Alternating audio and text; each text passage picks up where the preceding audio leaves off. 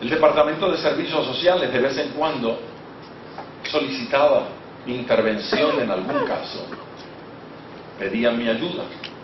Y en esta ocasión me llamó una de las empleadas para decirme que tenían el caso de una jovencita en el cual ellos pensaban que yo podía intervenir. Le pregunté: ¿por qué piensa usted que debo yo intervenir? Me dijo: porque es gente de la religión. ¿Entendí? Entonces, ellos nos llaman de vez en cuando los de la religión. Así que fui allá y de camino me contaron la historia. Me dice: esta jovencita, 18 años, lleva 3 años encerrada en su habitación, 3 años sin salir de la habitación, 3 años sin hablar. Usted se imagina a una jovencita desde los 15 años hasta los 18 años sin hablar. A cualquiera se le atrofian las cuerdas vocales. No habló en 3 años. La mamá nos explicó: está muy triste, no quiere comer. Le llevo la comida a su cuarto y ni siquiera me mira. Yo le hablo y no me contesta. Está sentada siempre en el mismo lugar. Nunca la vi acostarse, nunca la vi moverse en 3 años y nunca la vi comer. Yo puedo estar allí horas, poner la comida y ella deja que la comida se enfríe y no la toca. Después que me voy, al regresar a buscar la comida, veo que se ha comido un poquito y está muy delgadita porque apenas come.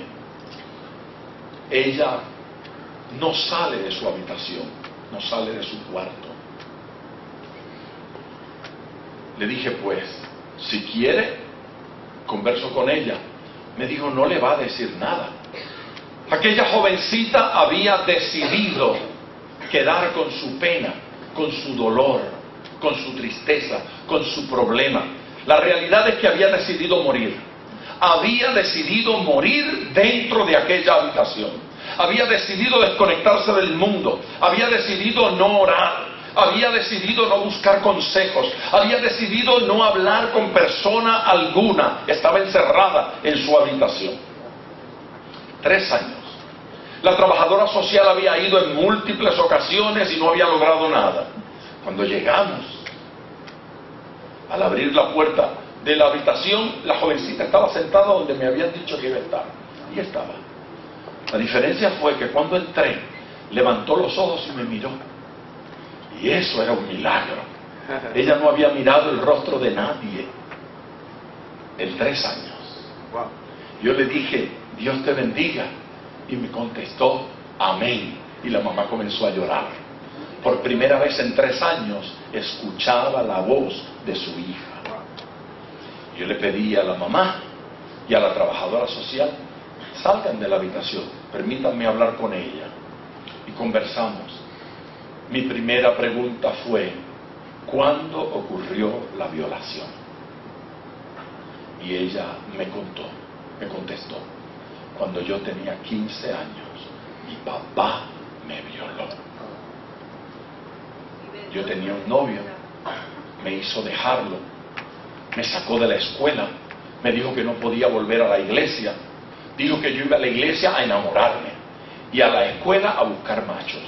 Sonó feo eso, pero así dijo ella. No me dejó volver a la escuela. Entonces yo dije: pues, ¿para qué? ¿Para qué voy a hacer nada? Y me quedé aquí. Y he decidido no salir de aquí. Conversamos un rato. Le dije lo que yo pensé que Dios quería que le dijera. Le compartí algunos testimonios y algunas experiencias. Le leí algunos versículos de la palabra de Dios. Y la palabra tuvo ese efecto liberador. Aleluya. Liberó en ella. Aleluya. Una voluntad que había estado escondida. Un deseo que estaba escondido. Aquella jovencita comenzó a desear vivir. Aleluya, gloria a Dios. Unos años más tarde, esa trabajadora social que me invitó a atender el caso, me llamaba para testificarme que la niña estudiaba en la universidad trabajo social porque quería ayudar a personas que estaban en la condición de ella. Usted puede dar gloria a Dios. Yo estoy diciendo en esta noche que los golpes marcan profundamente, no solo los físicos, los emocionales y los espirituales, especialmente aquellos que ocurren en casa. Los golpes en el hogar son los más dolorosos. Por favor, diga que está de acuerdo conmigo. Hay secuelas por nuestros golpes. Y cuando menos quiero mencionar 3 de ellas. 3 secuelas en nuestras vidas por esos golpes físicos o emocionales o espirituales. Secuelas de esas marcas que quedan en nuestras vidas. En la vida de los jóvenes y en la vida de los adultos, en la vida de los ancianos. Esos golpes nos marcan y tenemos consecuencias de ellas. El versículo que leímos en el capítulo 4 de 2 de Samuel. Y Jonatán, hijo de Saúl, tenía un hijo lisiado de los pies. Tenía 5 años de edad cuando llegó de Jezreel la noticia. A mi joven de Arecibo la noticia le llegó a los 15 años, pero a este le llegó a los 5. Y usted pensará, qué difícil recibir la noticia que va a marcar mi vida negativamente a los 15 o a los 5 como este. Pero Estrellita y yo vimos en el hogar Salem tantas veces niñitas a las que le llegó la noticia trágica a los 3 años, y a los 4, y a los 5, y a los 6. Niñitas que fueron violadas, abusadas, abandonadas, golpeadas. Recibimos niñas en el hogar Salem que no solamente habían sido golpeadas, pero golpeadas hasta recibir una fractura en sus huesos, hasta que se le abrió la piel y sus corazones mutilados. Seguro que alguien estará pensando, pero en medio nuestro no ocurren esas cosas. Pues sí ocurren esas cosas, y ocurren lastimaduras de otras naturalezas. A los 5 años le llegó la noticia a este niño de la muerte de Saúl. Saúl era su abuelo. Y de la muerte de Jonatán. Jonatán era su padre. En un mismo día, esta criatura a los 5 años recibió la noticia de que su padre y su abuelo habían muerto en una batalla. Eso marca la vida de un niño. Y su nodriza le tomó y huyó. Y mientras iba huyendo apresuradamente, se le cayó el niño y quedó cojo.